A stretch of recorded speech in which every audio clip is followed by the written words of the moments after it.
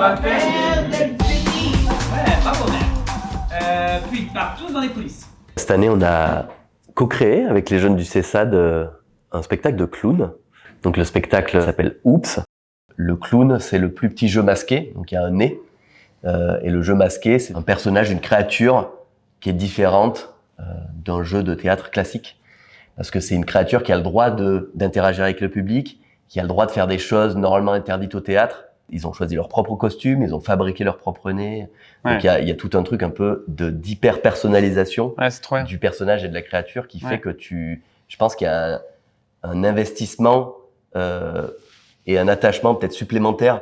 Ce que mon clown ose faire, tout simplement ne pas être sérieux, voilà, parce que moi je suis plutôt quelqu'un de sérieux, mais là c'est pas le clown, non, c'est l'inverse de quelqu'un de sérieux, on va dire. Je ne fais pas des bêtises. C'est vrai que d'habitude on n'en fait pas, mais avec le clown t'as le droit d'en faire. T'as le droit de tout faire en étant un clown. Qu'est-ce qu'il y a par exemple comme bêtise au spectacle? Mettre le beurre sur le toboggan. Ouais. Et le Lego sur le sol. Parce que c'est pour faire les pièges. C'est très libérateur, le clown. C'est forcément bien joué. Voilà, même s'il y en a un qui rentre pas au bon moment. Sérieusement, en fait, c'est hyper marrant, quoi. T'as une liberté d'expérimentation un peu plus grande. Et du coup, tu peux aller plus loin dans certaines émotions, plus loin dans certaines caricatures du costume. Le nez, il fige un peu le visage, c'est fait pour. Et du coup, ça t'oblige à exacerber un petit peu le reste du visage. C'était une sorte d'excuse pour travailler, par exemple, la question des émotions, qui peut être un sujet assez compliqué pour certains jeunes. Et du coup, c'était un peu une base de travail pour pouvoir leur dire que c'est OK d'avoir des émotions comme la colère, la tristesse, qui peuvent être vues comme très négatives. Et du coup, d'apprendre comment on peut les montrer, comment on peut les gérer sans qu'elles nous envahissent, notamment. On a fait beaucoup de travail de chœur, c'est-à-dire de travailler ensemble. Il y a beaucoup de rythmique dans le clown. Et les choses rythmiques dans le chœur marchaient très bien avec ce groupe-là.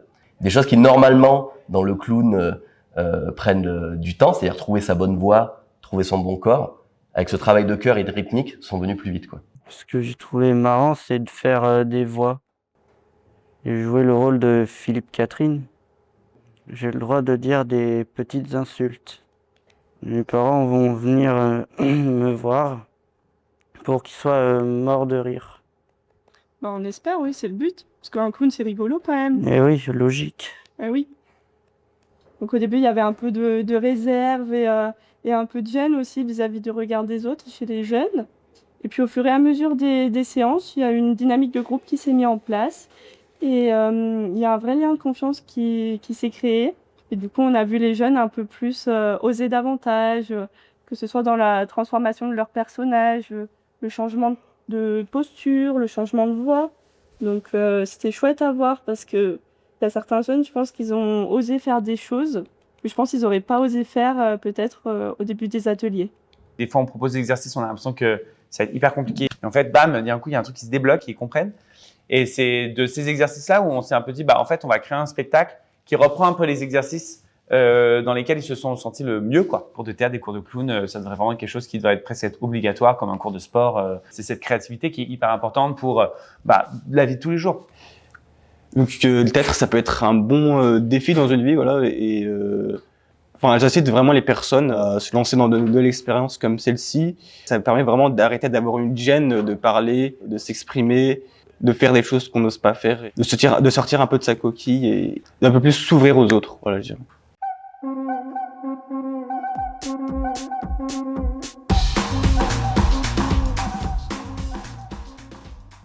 Moi, je m'appelle Colline, je suis costumière. On a fait 2 ateliers de confection où on a construit un nez de clown en papier mâché. Donc, chaque jeune a d'abord fait le moulage du nez qu'il voulait porter. Puis, on a fait le papier mâché et ensuite, ils l'ont peint. C'était très chouette aussi d'essayer de trouver le maximum de costumes dont ils avaient besoin. Il y en a même qui ont fait des dessins aussi, des costumes dont ils rêvaient. Et c'est à partir de ça que j'ai cherché dans les costumes que j'avais en stock et aussi dans des fripes ou d'autres choses, voire même des choses que j'ai un peu fabriquées aussi pour coller au maximum aux envies des jeunes. Comment il est ton costume? Il est joli. Il est joli. Il est composé de quoi? de robes et couronne. Et il y a un collier de perles, je crois aussi. Ouais. J'aime mettre le costume parce que j'aimais le cravate de Donkey Kong, la veste bleue et le chapeau vert. Et comment il est ton déguisement? En noir. En noir, oui. Et il y a quoi? Belvado. Chacun a pu avoir un peu ce qu'il voulait et donc ça, c'était très sympa aussi de pouvoir réaliser un petit bout de leurs envies de costume.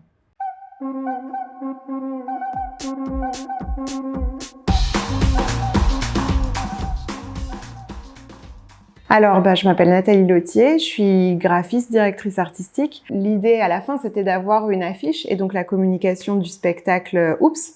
J'ai voulu utiliser la technique de la linogravure avec les jeunes parce que j'aimais bien l'idée qu'on fasse quelque chose de manuel et qu'on sorte des outils numériques et qu'on découvre ensemble une technique, quoi. On creuse de la linogravure, du linoléum, et en fait, après, on l'encre et on l'applique sur un papier. Et du coup, ça fait des contrastes très forts de noir et de blanc, et donc on a tout de suite une image qui est assez belle, qu'on ait ou pas de la technique. Même quand on n'est pas sûr de soi, de ce qu'on fait, on est toujours satisfait du résultat.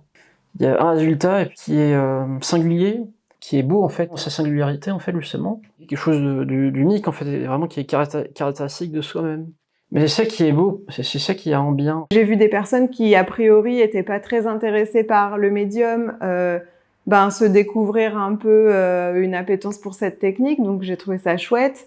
Les moments aussi où on ancre le support et qu'on découvre ce que ça donne sur papier, il y avait des moments assez chouettes d'être étonné du résultat de ce qu'on a fait. Ça provoque autre chose chez les participants, en fait. Enfin, il y a un truc du rapport à la matière, du rapport à la création, de la découverte que j'aime beaucoup et qui font émerger des sortes de créativité qu'on voit pas forcément ailleurs. Dans le cadre de notre projet autour de l'art du clown, j'ai accompagné 4 jeunes à différents ateliers autour de la communication du spectacle.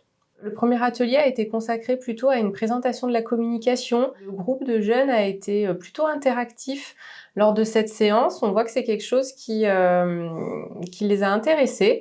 Et puis après, ce qui a été très intéressant pour moi, c'était de les observer en train de découvrir une technique que moi-même je ne connaissais pas, la linogravure. Et même les jeunes qui étaient assez éloignés de la question de l'art, des travaux pratiques, et finalement se sont lancés et ont essayé.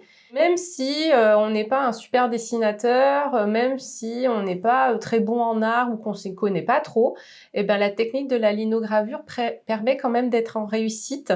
Et ça, c'est un message hyper positif à leur faire passer. Les supports qui ont été créés mettent en valeur encore une fois, toutes les qualités et les compétences des jeunes et mettent aussi beaucoup en valeur le spectacle que nous avons vu ce soir. La communication, c'est ce qui fait la société. J'étais conscient que c'était quelque chose de très important. Mais moi, la communication, c'est quelque chose qui est difficile pour moi, en fait. J'essaie de participer un petit peu et de communiquer un petit peu mes idées pour la création des supports, notamment l'affiche par exemple. J'ai donné mon avis, on a tous donné notre avis. Ça faisait en fait découvrir un travail de groupe, en fait, un travail qui est collectif en fait. Comment est-ce que plusieurs personnes en fait peuvent se mettre d'accord pour créer des supports et pour réaliser un travail de communication, tout simplement. J'étais vraiment ravie de faire cet atelier avec les jeunes du CESAD. Ça nous rappelle qu'il faut s'adapter à tout type de public dans les messages pour être efficace. Et puis surtout de ne pas laisser la place à tout type de stigmatisation vis-à-vis de certains publics. Voilà, donc c'est un peu notre travail. Et c'est bon d'échanger là-dessus et c'est toujours un plaisir.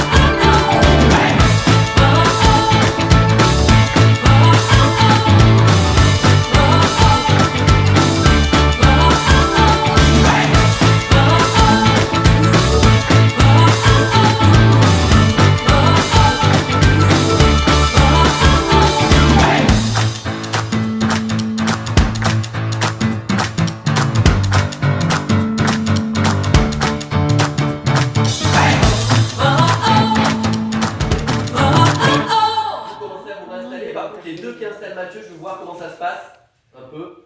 Michel, tu es là. Va là-bas. Vert, on n'a pas fini la scène.